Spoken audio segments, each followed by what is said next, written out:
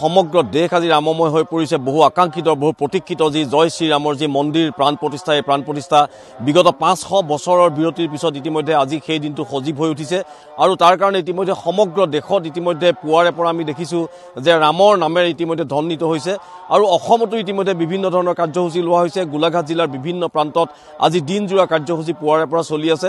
মই বৰ্তমান চিনাতলী বৰনামঘৰত উপস্থিত আছোঁ। ইয়াত ইতিমধ্যে শ্ৰীমদ ভাগৱত অবিৰত পাঠ চলি আছে। সমান্তৰালভাৱে দেৰগাঁৱত ইতিমধ্যে বিভিন্ন কাৰ্যসূচী লোৱা হৈছে।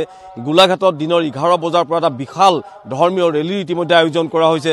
ঠিক একেদৰে দিনৰ 3 বজাৰ পৰা আঠখেলীয়া নামঘৰত প্ৰায় 50,000 বন্তি প্ৰজ্বলনৰ কাৰণে সকলোখিনি ব্যৱস্থা ইতিমধ্যে কৰি তুলিছে।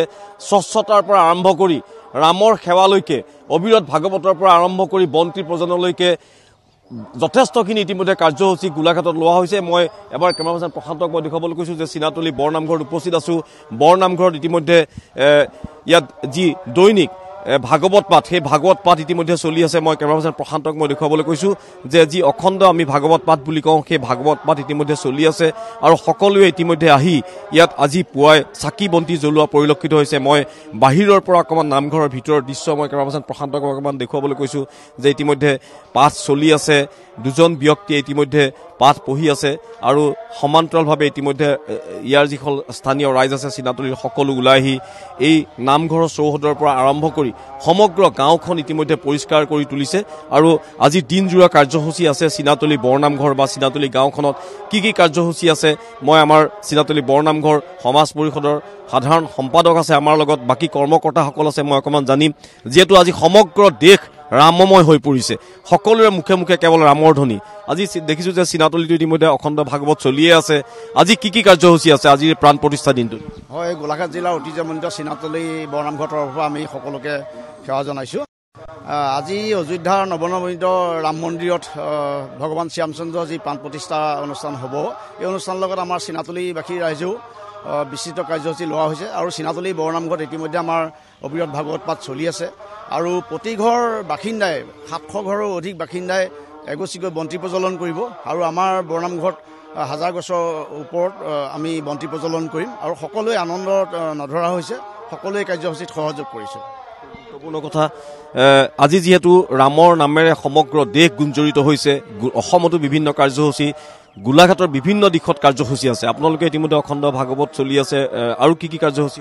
আমাৰ সন্ধ্যা সময়ত প্ৰত্যেক ঘৰে ঘৰে এগছি বন্তি জ্বলন আৰু প্ৰায় আমি 2025 মানত আমি গোটেই নামঘৰ চৌকাত আমি বন্তিৰে আমি জ্বলাম বুলি আমি ভাবিছোঁ আৰু ইতিমধ্যে গম পাইছে ভাগৱত চলি আছে যে ৰাম মন্দিৰত আমি সকলোৱে ভগৱানৰ শ্ৰীচৰণত প্ৰাৰ্থনা কৰিছোঁ যে সুকলমে পাৰ হয়, তাৰ কাৰণে আমি কামনা কৰিছোঁ। সুকলমে ইতিমধ্যে আজি প্ৰাণ প্ৰতিষ্ঠা হ'ব। মই আৰু এজন ব্যক্তি আছে, পৰিষ্কাৰ পৰিচ্ছন্নতা ইতিমধ্যে আমি দেখি আছোঁ যে গাঁওখনত পৰিষ্কাৰ পৰিচ্ছন্নতাত ইতিমধ্যে অধিক গুৰুত্ব দিয়া হৈছে।